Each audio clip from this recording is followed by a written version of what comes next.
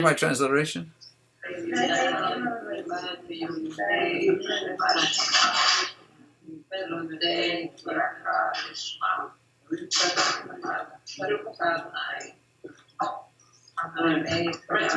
work on that. Yeah, we're going to work on that. We're definitely going to work on that. And it also has Hebrew. I can never do transliteration. I'm really, really bad at it. But for those of us who can read Hebrew, we have that option, please. Sure. You also have the option of saying it in English. Okay, well, then we can have lots of options.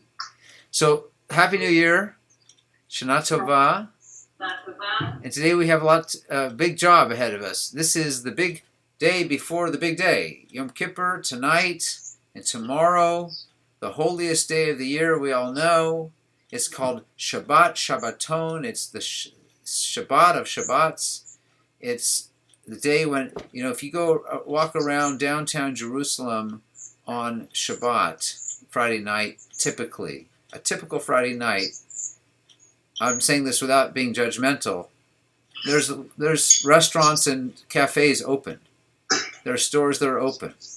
But if you go on tonight, on Yom Kippur, everything's closed.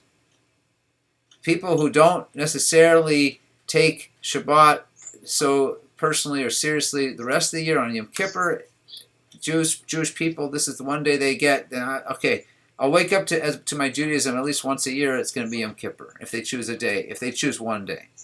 We all know that, and we feel that. Let's get in touch with it today. And I call today Yom Kippur and real happiness. And we're going to try to answer the question that we ask almost every year: why does Rosh Hashanah? Why is that called the Day of Judgment, followed by the Day of Forgiveness, which is Yom Kippur? It sounds like opposite. It should be forgive us first, wipe clean the slate, and then judge us. You're going to judge me first before I can clean the slate? That seems a little unfair. We talked last time, before Rosh Hashanah, about 2 weeks ago, about the idea of a vision. That Rosh Hashanah is a time to articulate, see in your head, capture, hold on to, meditate on a vision of what kind of person do you want to become. What kind of year do you want to have? And think big. Dream about how you could be a different person, a truly different person a year from now than you are today. We all have that potential. We all have growth that we can do, and have a meaningful year can mean changing. And I use the pomegranate, which is one of the traditional foods that's eaten on Rosh Hashanah, to symbolize things. We used the pomegranate and talked about the seeds, and I told you what, in the name of Rabbi Moshe Sofer, known as the Chatam Sofer from Hungary and from the 19th century, he said that the seeds of the pomegranate represent mitzvot, and the juice represents Torah, the wisdom. And I would like to point out to you, if you think about it, remember the whole discussion, how many seeds are in a pomegranate? However you answer that question, 613, yes, no, the bottom line is any given pomegranate has a finite number of seeds. It's not infinite. The seeds, whatever they are, whether it's 300 or 900, it's still a finite amount. And not only that, but every seed is well defined in its space, right? As opposed to the juice, which is, it's infinitely reducible. It's actually infinite. There's no real borders around the juice. It just flows and flows, and sometimes it makes a big mess. We see this, right? I think that the Rav Moshe Sofer's, the Chatam Sofer's analogy is a very good one, because if you think about it, there's a finite amount of time in the day. We all feel this. We can't get everything done. That's the seeds. They're limited. There's only so much you can do. And each one might have value, but you can't do everything. But the juice seems to be almost infinite, because there's really no limit to the wisdom you can gain. And this is the nature of maybe the difference between Jewish learning or Torah learning and other learning. There's a joke about this Irish policeman. There's an old New York City Jewish joke. An Irish policeman says to the rabbi, he says, "Rabbi, why are Jews so smart?" And the rabbi says, "Oh, that's easy. It's because of we gefilte fish." The policeman says, "Really? That's it? Yeah, gefilte fish." Says, "Where do I get some gefilte fish?" He says, "Well, just down the street. There's a Jewish grocery store. Go in there. It happens to be owned by my cousin. You can go in there, introduce yourself, tell him I sent you, and get some gefilte fish." So the policeman goes away. A couple weeks later, he sees the rabbi. He says, "Rabbi, I want you to know I've been eating gefilte fish like you said every day. But I want you to know something. Your cousin's store is not the best place to go. I found a different Jewish store that sells it much cheaper." And the rabbi says to him, "See, it's already working."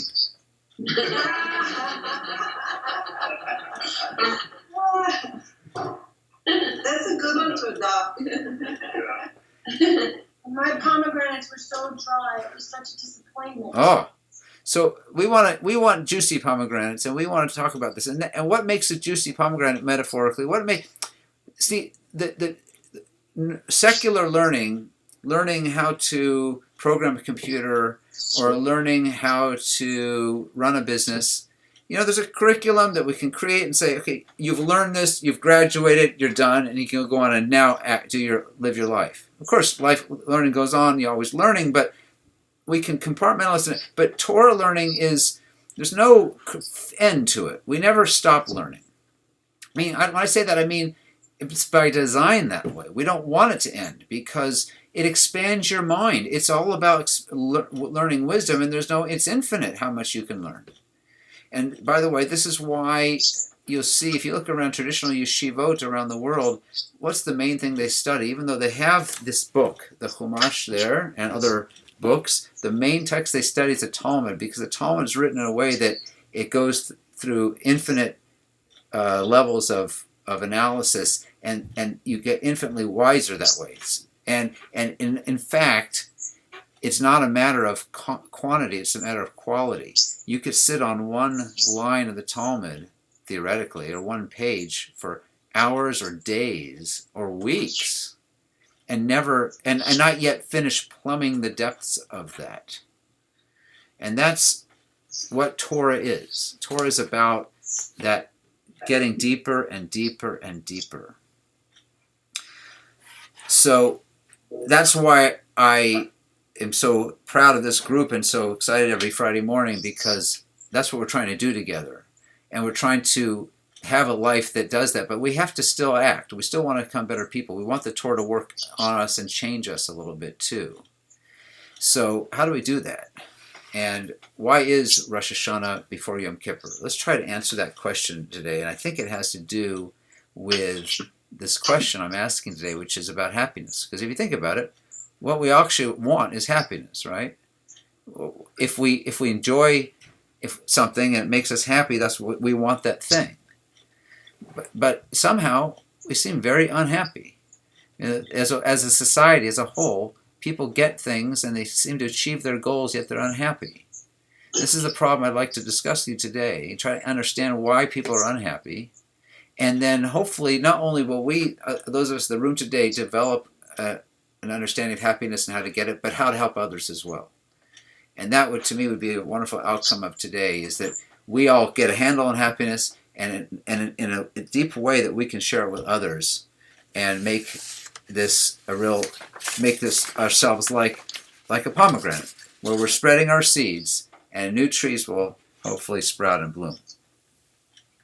Well, one of my answers to the question of why people are unhappy is, if you think about it, there's a lot of other people who get in our way of happiness, right? Seems to be that if you think about the times when you get unhappy, or when the average person is unhappy, it's often because of another person, right? There's somebody else who came along, and I was doing just fine until so-and-so came along, and either caused me anger, or caused me envy, or even caused me hatred. And we hold on to these feelings inside of ourselves. So even though I might have all these good things going on, but I still got that envy, or that anger, or that hatred. Now, what's wrong with that? Is there anything really wrong with feeling hatred? As long as I shouldn't maybe tell them, but is there anything wrong with being angry at somebody if I keep it to myself and don't share it with them? Someone was telling me yesterday that it's bad to hold anger in. A lot of psychotherapists say you should express it because you don't want to suppress it. I don't think it depends on how you express it. I don't think anger is ever positive. I think we need to process it, work through it, and then we need to maybe try to solve the reason for the anger and approach someone, but not with anger. Anger never helps. What about envy? Same thing. I think that, What's wrong with it? What's wrong with feeling envy? You told us that in Judaism you're never supposed to want what somebody else wants. That's Torah says that, but I'm asking you, why not? What's the big deal? You'd never be happy if you're. Oh yeah, you should be. Yeah, if you're envious of somebody or something that means you don't have and you're less than, and you're focused on someone else versus focusing on yourself and the blessings that you have in your life. You can't control it. You can only control your reaction to something or what's going on with you. And so it's like you can't win. doesn't Pirkei Avot say who was happy with what he had? Close. Who's rich? Or who was rich? So, I think I happen to agree with everything you're saying. The problem with these feelings of envy and hatred and anger, even if they don't get shared with the other person, they keep me from being happy because they're just eating me up inside. Right. But who wants to be envious? I mean, it's not something we can order. It's not a restaurant. Is it something? But is it something we can stop? Is it something we can stop? Good question. That's my question for you. First of all, there's a couple answers to this. Answer number one, the simplest answer, and you've heard me say this before. This is the primary ethic of the Torah. If you were to ask any card-carrying rabbi, what are the three most important words in the Torah? What will the rabbi say? Love your neighbor. Love your neighbor, right? Now let's think about this phrase for a second, love your neighbor, what that actually means. Why should I love my neighbor? And how can I love my neighbor? What exactly are the parameters of that? So let's go back to the original beginning of the Torah. Remember the beginning of the Torah, the first parsha, the first chapter? Who are the characters there? Adam, first of all, and then Chava, Eve, his wife, right? And the Torah is teaching us an ethic there. Remember, this is not a history book. This is a book of ethics. What's the ethic we learn from the fact that the story that all of humanity descends from one pair of great-great-grandparents? We're all brothers and sisters. We're all related. So you can admire the beauty or what someone else has to offer, but you can't want it for yourself. Not only should I admire the beauty of it, I should be happy for you that you have it. If you have something, if you're my sister, I should be happy for you. I should be thrilled for you and never think about that I don't have. I'm not saying that brothers and sisters don't feel envy. It's the opposite. How come I can't have? She got. How come? Well, that's not fair, right? So we're all related, every single one of us, Jews, non-Jews, everybody, from the same people. That's the ethic that the Torah is teaching us. That's how you can love. If you embrace that ethic, then the idea of love your neighbor is not so hard. Love your neighbor means caring for your neighbor. What's the full phrase? Love your neighbor. Do you remember the rest of it? Like yourself. Shall we look at it together? Just since we all have the book in front of us. I mean, if I didn't have the book in front of us, I could say maybe it's too much trouble. But why not look at it together? Okay, it's on page 661.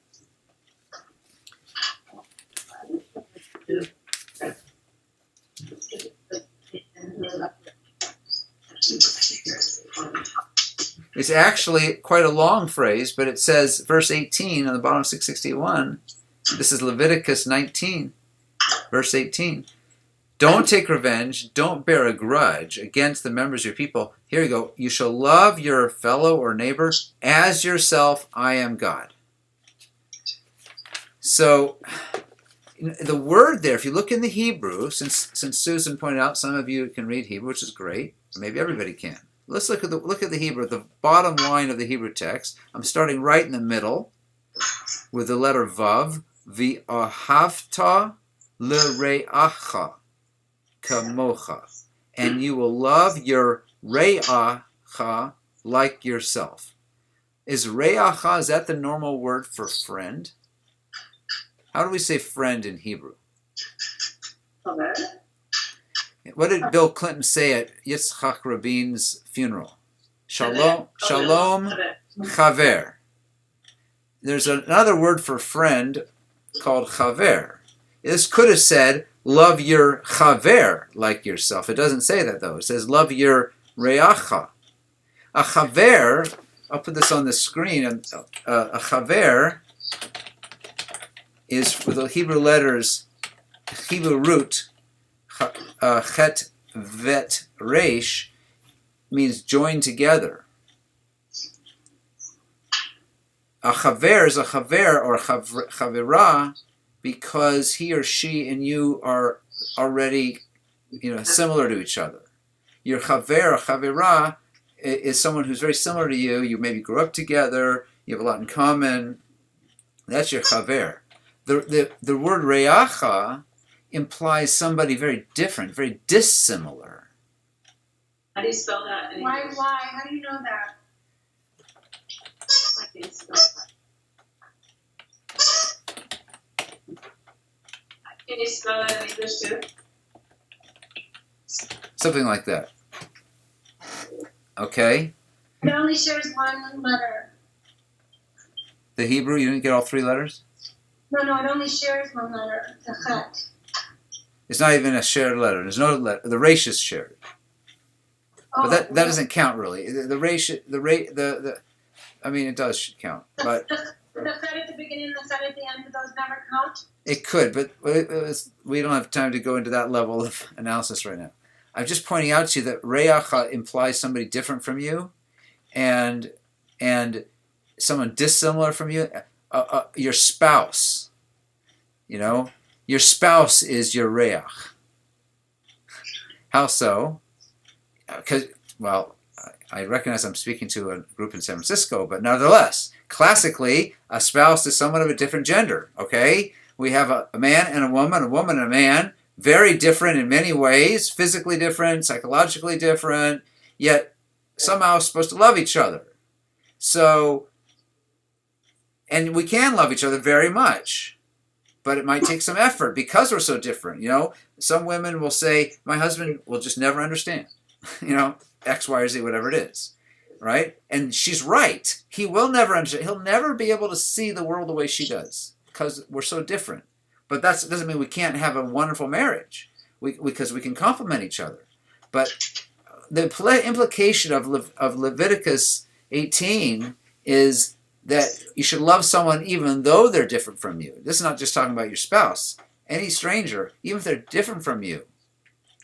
That's the first answer to the problem of these feelings of envy and jealousy and anger and so on, is to find something else about that person. Now, what the rest of the verse tells us. What is it about that person I can love? Well, it ends with, I am God. I have to understand, we're all made in God's image, even this person who's been annoying me. I can see a little bit of myself in this person. I can see a reflection of myself, so I try to love this person, see something good in this person. What good is in this person? Maybe he has nice teeth. I don't know. Find something good. Is that why we're being reminded that I am Hashem? Yes. Exactly. Why? To seek it in yourself. Or I was thinking we're all created in the image of We're God. all Hashem.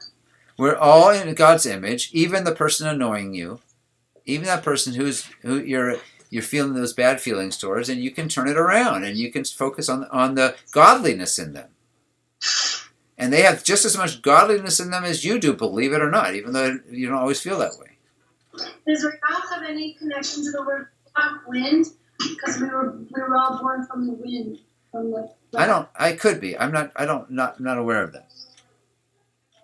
But I would like you to know something. The Rambam, we've spoken about him often. Who's Rambam? What's his proper name? Do you remember? Maimonides, right? Maimonides. We're talking about. He lived in the middle of the 13th century, approximately 1250, let's say, for sake of discussion, 1200 or 1240 maybe. You look at in the back of your Chumash, it has the dates. So he lived in Spain and then North Africa and then is buried in Israel, in Tiberias. So he wrote an entire book of personal development, of character development. Many people don't realize this. He wrote this 800 years ago, book of character development, which is a classic, and everybody should study it. And he understands this mitzvah of love your neighbor the way I'm suggesting to you, but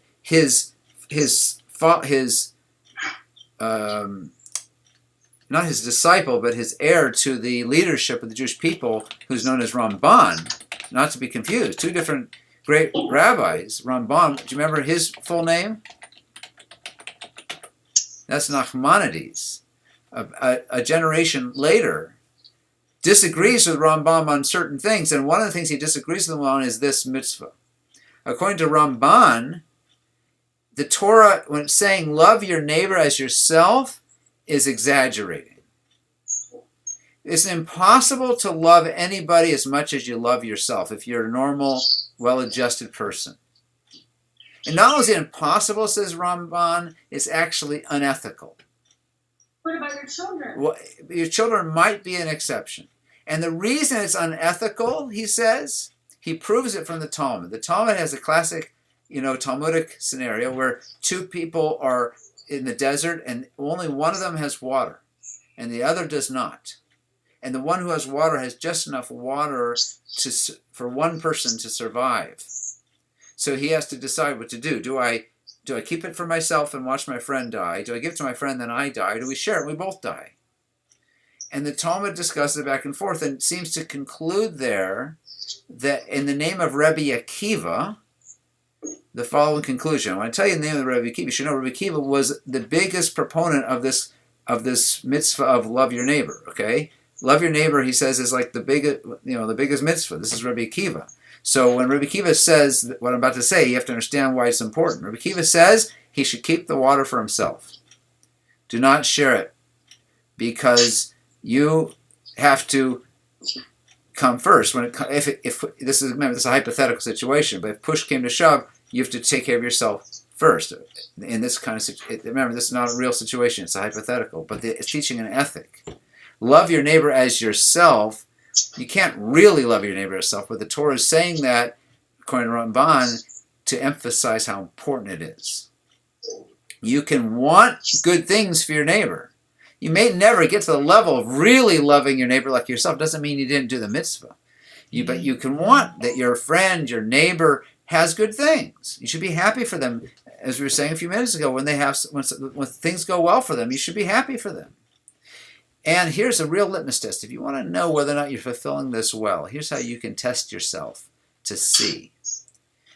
It's for most of us, when we're doing well in a given day, a given year, it's not so hard for us to feel good about other people, right? The real litmus test is when you're not happy. When something causes you to be uncomfortable or unhappy and someone comes in and bothers you, how do you react? How do you react when somebody does something that bothers you? And the question is, how should you react? I know how I react. The question is, how should I react? Should I say, well, you get angry, upset? Or should I judge favorably and assume that there's a good explanation for this and not jump to conclusions before I give them a chance to explain themselves? That's a real litmus test of where we are in our mitzvah of love your neighbor. When your husband, for example, does something that annoys you, I know it doesn't happen to most of you, but there might be someone in the room whose husband gets annoying sometimes. Okay? Or he forgets to pick something up at the store that he said he would, or he's later than he said he would be, or whatever. It never happens. I'm never annoyed with him. Right. I know you're not. But pick another person in your life that might annoy you. And the next time they do this, see if you can get yourself to hold off on judging and say, well, maybe there's a real good reason for this. Maybe it happened for a really good reason. Maybe I don't know the whole story here. And if you can do that, then you're really at a great level of loving your neighbor. So that's one answer about how to get a little happier. Is to realize that these other people in my life don't have to be an impediment to my happiness. I can blame them, but that's not really helping me. Actually, they aren't to blame at all. They aren't to blame at all. It's really my attitude that's the issue here. It's not them. And I think that's why one of the reasons why Yom Kippur, we always start by forgiving everyone around us. If you look in your Yom Kippur prayer book, the first thing that's there's a before Kol Nidre, there's a meditation that says, part of it says, I hereby forgive everybody who's hurt me this past year. I don't want to be holding around the grudge, as it says in Leviticus 18. I don't want to hold a grudge with this person. I want to start the year fresh. And that's why we go to people whom we've hurt and ask them, will you forgive me for anything I might have done this year? Or specifically, if there is a specific thing you know about.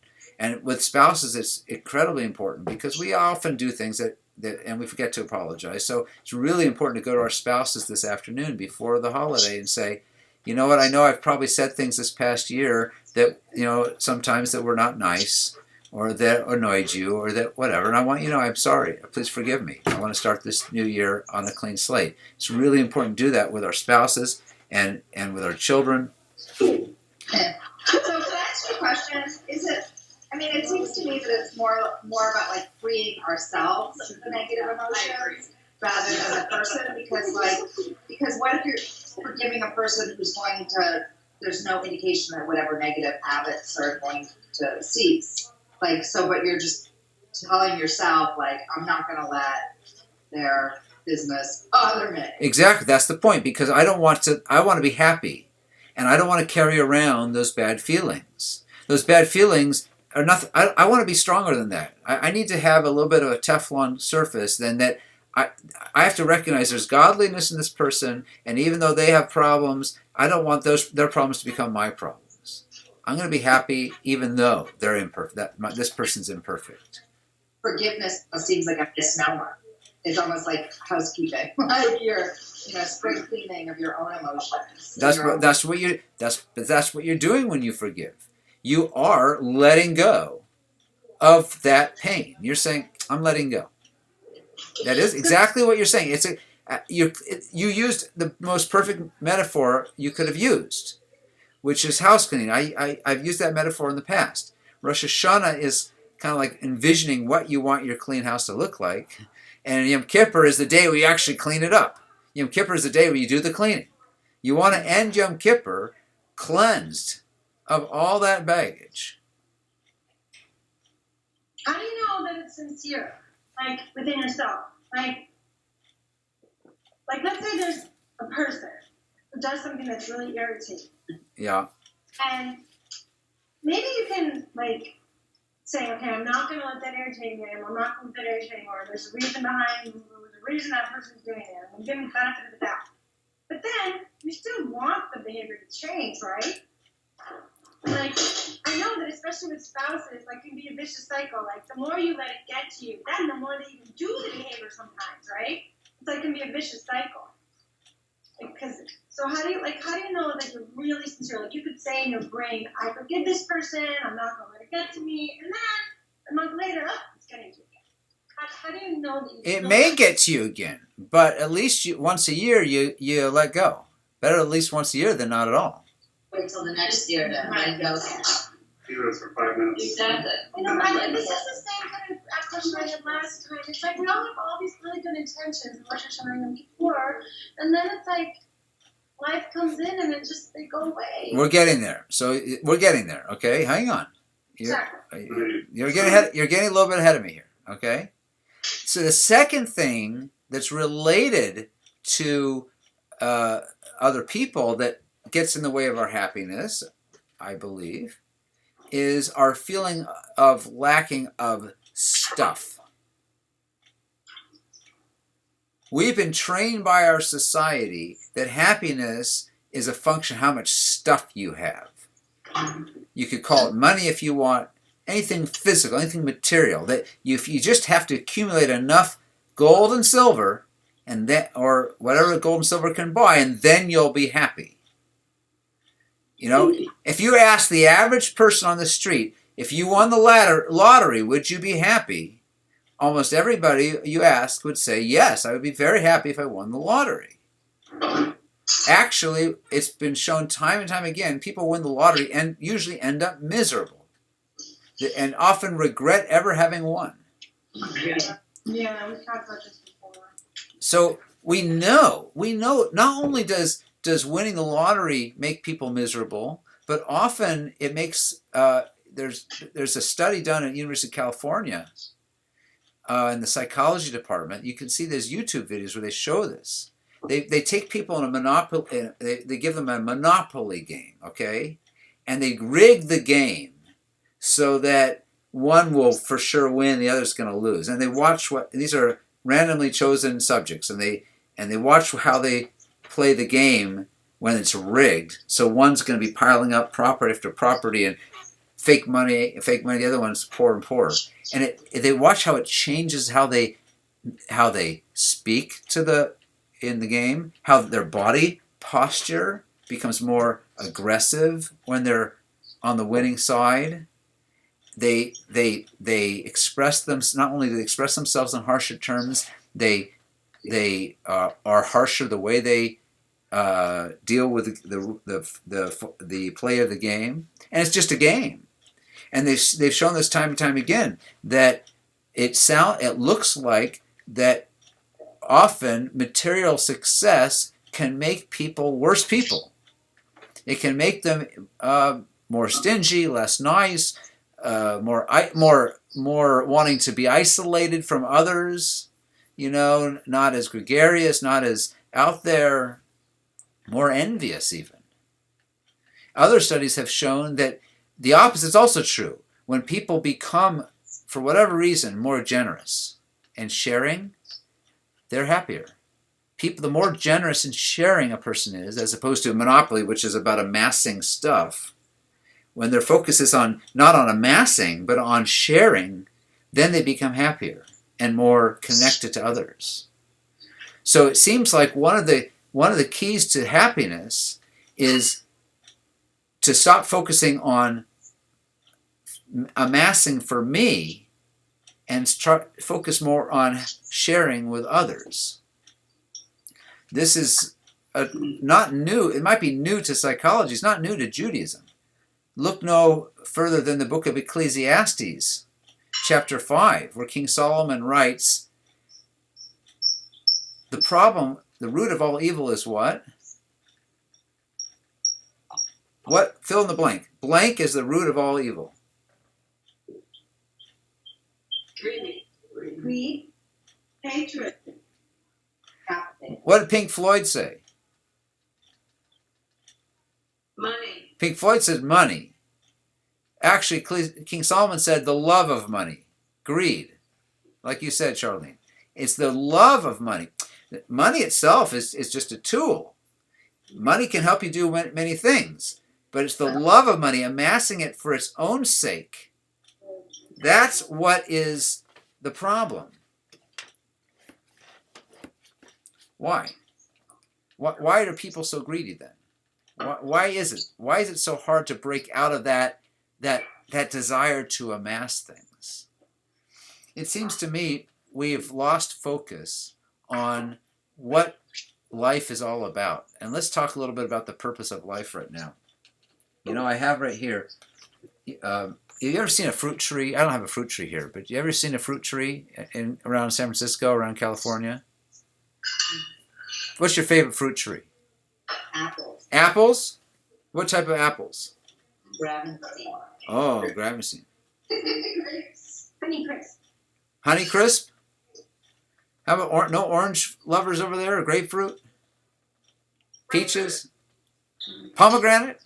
Any stone fruit and apples, I would say. Almost all fruit trees, if you look at the tree, you cannot see the fruit. It is invisible. It is green. It blends in with the leaves, right? When does it change color where you can actually see the fruit? When it's ripe. When it's ripe. It's amazing. It's color coded. There's no need for us to have here. I happen to have some grapes right here. Beautiful cluster of grapes. Where are these from, by the way? These California grapes? I think they are. Oh, these are not. These are Concord grapes, Massachusetts. These beautiful grapes. These were green when they were inedible. When they become edible and ready for me to enjoy, they turn this beautiful color, just calling out to you to grab a bunch and enjoy them, right? It's an incredible world. Now, what about food that's not edible but is still food? You don't happen to have an onion on you, do you? Anybody? Or a potato? I have it at home. Well, I happen to have one right here. Okay. This is a fruit. This is not very colorful. It's very dark. It's just bland looking. Guess what? It's not really ready to eat. It really should be cooked first. Same with potatoes. You pull a potato out of the ground, you have to cook it. You can't. It's whoever designed the world designed it in a way that most food, when it's ready to be eaten, is colorful, and when it's not ready to be eaten, it's white. This here's not. You don't have any carrots on you, by any chance? I happen to have a carrot right here. Here's a fruit that grows under the ground like an onion or a potato, yet it's colorful. What does that color tell you? Ready to eat. It's ready to eat. And that's incredible that we have this world. And if you look at the human body, there's no limb on the body that doesn't have a purpose. Everything we have. Do you realize? You could ask this at your table, at your Yom Kippur table, or tonight. I guess you probably won't be eating much, but ask people in your family to guess how many muscles are. You ever see somebody rock climbing? Right. Did anyone here ever go rock climbing? Yes. People have very strong grips they can develop. How many muscles? Take a wild guess. Would you guess are in your hand? 613. That's a great guess. The true answer is 0. There's no muscles in the fingers anyway, because the muscles are all here in the wrist, and there's these tendons that pull the fingers like little puppets. You actually have 10 little puppets here, and that design gives you far greater strength than you would have. Your grip is much stronger than a monkey. Monkeys are strong, but they have a very weak grip. They could not hold a baseball bat like we can because they don't have the same kind of structure we do. We have this incredible strong grip. We have these tendons that work like double pulleys, and that also gives us this dexterity that no other creature in the universe can do, as far as we know, right? We have this thumb where we can go like that with our pinky and pick up little tiny objects. Our bodies are perfect. A baby, an infant inside the mother's womb, how come it survive? How does it survive without air down there and without eating? It's got the umbilical cord, right?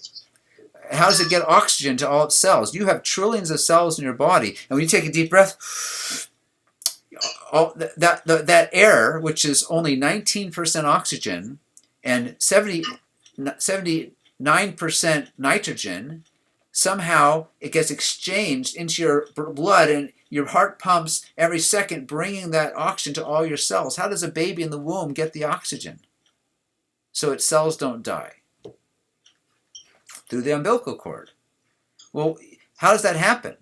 How does it get in there? Well, it turns out in the heart of the baby there's a hole. An unborn baby, there's a hole. There's a hole in the heart that allows the proper exchange of oxygen from the umbilical cord, so it just keeps circling back out. When the baby's born, it takes a deep breath, cries that first cry, and that hole closes up so it can breathe normally.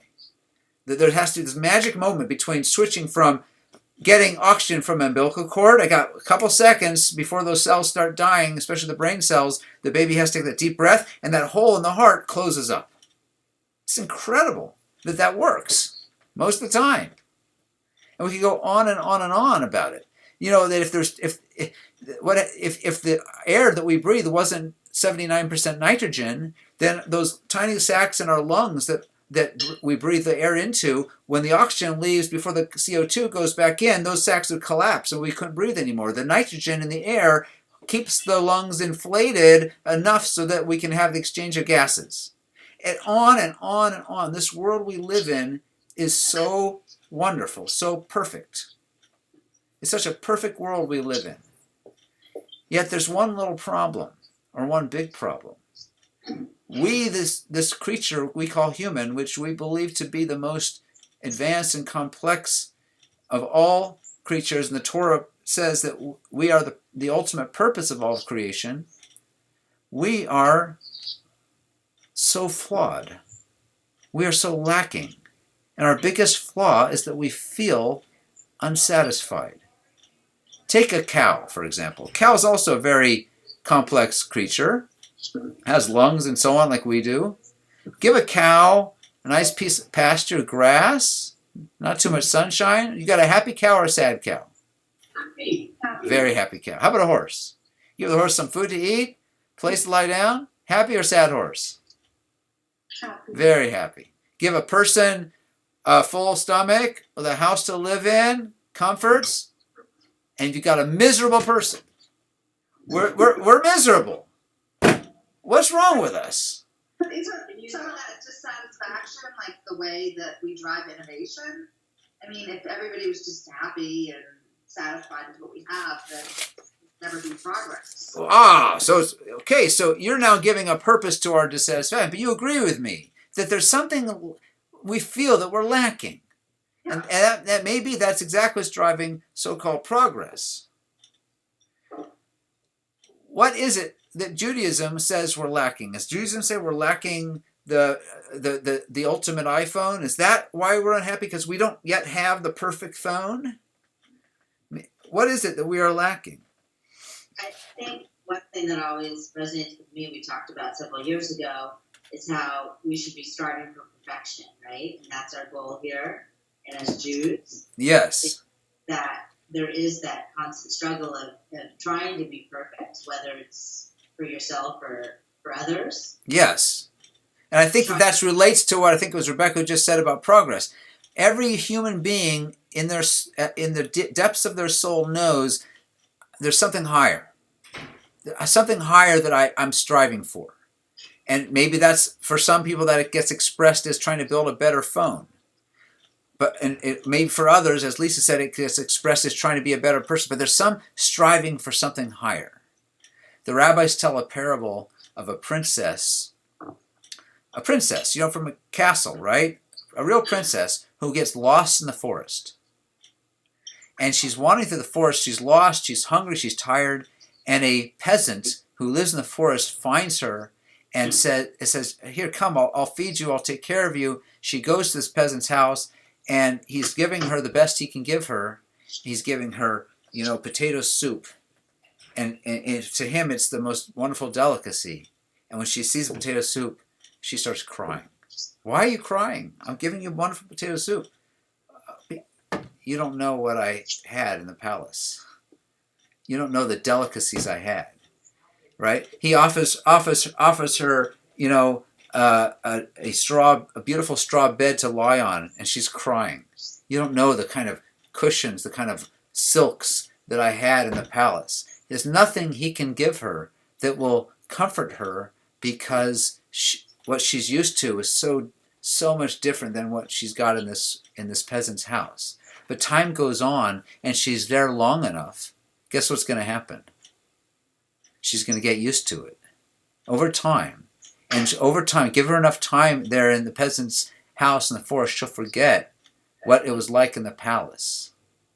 That parable is telling the story of you and me and our journey as a soul in this world.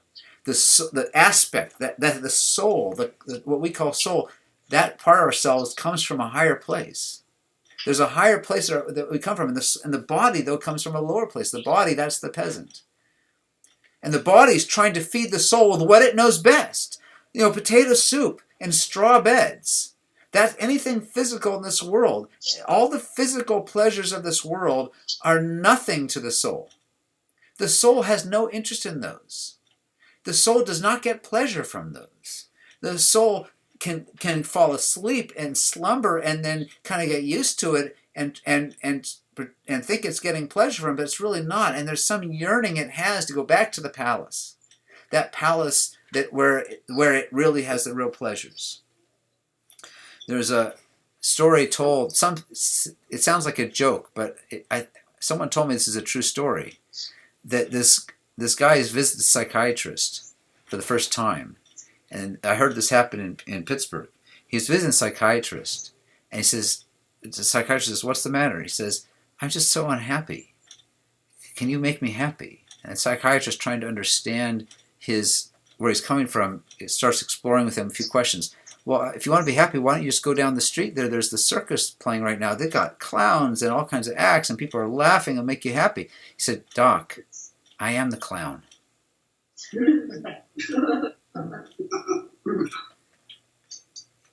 How is it possible that a person could, on the outside, exude happiness, but on the inside be so unhappy? It's very, very possible. The problem. People commit suicide. Happiness cannot come from outside. It has to come from the inside. We have to learn how, on our insides, to be happy. And we've already touched on a few ways that's going to happen, but in the few minutes we have left, I'd like to talk about how to use Yom Kippur to get there. And we get there by understanding. The reason Yom Kippur is the day to do it, and why it's called the holiest day of the year, because we understand there's different levels of existence. These grapes, this is a physical part of my life, and it's not bad. They're good. We use them for all kinds of good things. But there's higher levels of experience. There's my emotions, my connections, my family, my friends. There's my intellectual pursuits, my expanding my mind, and which is more important. I hope most of us would give up any amount of grapes for the sake of our loved ones, and most of us give up time with our loved ones, as you are right now, for the sake of your mind, right? Instead of spending this time with a loved one right now, you spend this time to learn. And that's a choice you make because it matters. But there's the highest level of all that we're all trying to aspire to is connecting to God, connecting to the source of our soul. How do we do that?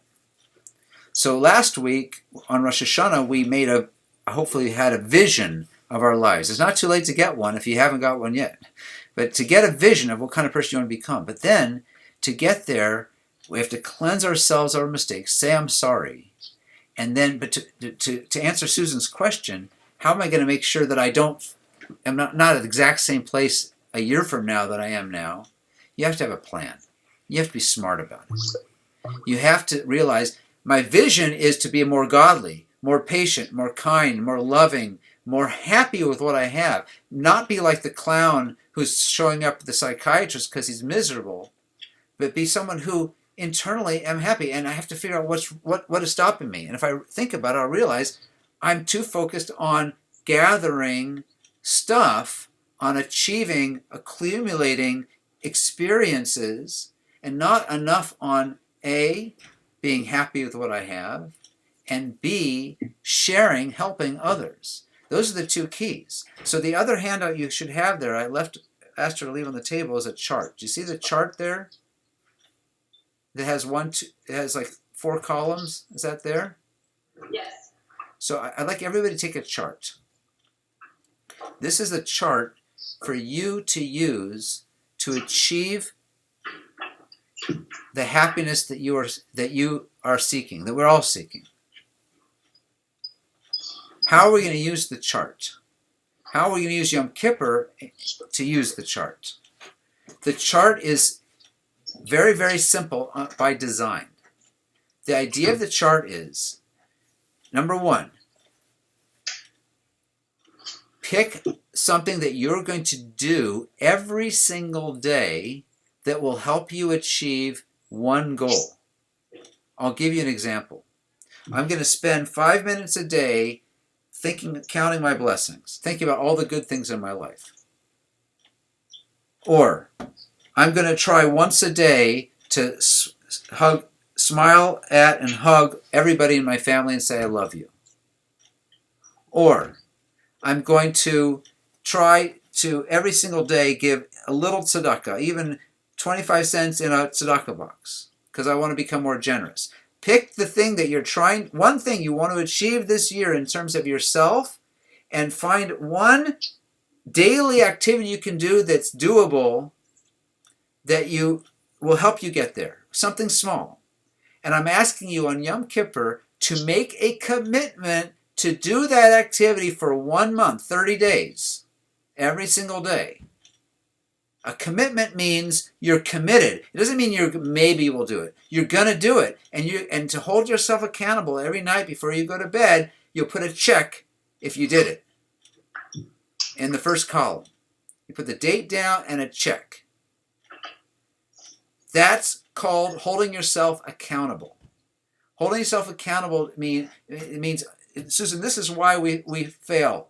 We fail because we have big plans and we really mean it, but we don't hold ourselves accountable for it. And it's hard to do. But by having a chart, which seems very deceptively simple, you actually can hold yourself accountable every single day. And you keep it by your bed where it's not buried under other things. You will remember, hopefully, to do that. And it sounds simple, but this is actually an old Jewish technique. It has even a name for it in Hebrew. It's called Cheshbon HaNefesh. Cheshbon means an accounting. When you go to a restaurant in Israel, you ask for the Cheshbon. HaNefesh means of the soul. It's a spiritual account. I'm being accountable for my own spiritual growth. I'm not going to come here next year and say, I haven't done it, I haven't changed. Because I'm going to hold myself accountable with a chart by my bed. And I ask you to do it for 30 days. And if you do it for 30 days, after that, maybe you'll do it for another 30 days. We'll see. Or maybe you'll have mastered that and you'll add a new practice, a new thing to do every day for 2 minutes or 5 minutes that will add to that. And that's individual. I can't, give you a blanket suggestion. That depends on each person. The last thing I'd like to leave you with is, in your Chumash, there is the readings, special readings for Yom Kippur. So whether or not you go to services on Yom Kippur, look on page 1238 tomorrow and read the special Haftarah, 2 Haftarahs for Yom Kippur, 1238. Page 1238. You'll find them, I believe, as I do every year when I read them, very, very moving and very, very stirring and very inspiring about the real possibility to change. Yes, you can change. And yes, we all can change. We can do it. We have to, doesn't come free. There's a price to pay, and that price is effort. And we should be inspired by Yom Kippur and by the whole process. And what's the fasting for, by the way? What does fasting have to do with it? To make you remind you to kind of feel a little bit of pain. I don't know, right? Yeah. Is feeling a little bit of pain to kind of hit the reset button again and cleanse yourself. It's cleansing. Everyone feels a little cleansed by fast. If you do the fast poorly, you get a headache and you're miserable and so on. Do the fast well, meaning you eat well this afternoon, drink a lot, eat a lot of grapes, and so on. By tomorrow afternoon, around 5 p.m., about a couple hours before the fast ends, you actually stop being hungry. If you did it well, you can actually get beyond the hungry and get focused on your spiritual part of Yom Kippur instead of the physical.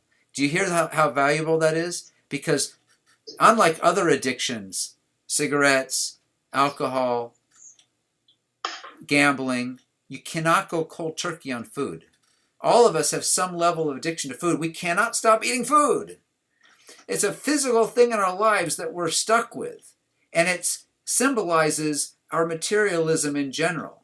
So even though we can make food very spiritual, I can eat these grapes with a bracha and appreciation, it's still, at the same time, feeding this body. And the idea of Yom Kippur is to remember, oh yeah, my essence is soul. I want to kind of rise up above the body a little bit, get a little on that path that we're all seeking. We're all like the candle, the flame going upward, That's what a candle. Why the word candle. The idea of a candle is a symbolic of the person, that we are always trying to strive for something higher. And no, it's not the better iPhone. That's where we get confused. It's really something spiritual. We can only get there once a year in that way on Yom Kippur when we're fasting and we're not in pain anymore, but actually transcending our bodies. And it takes about 23, 24 hours for me personally till I get to that point. Because until then I'm hungry and I'm thirsty. And then at some point, I transcend that. It's a magical moment, late in the afternoon on Yom Kippur afternoon.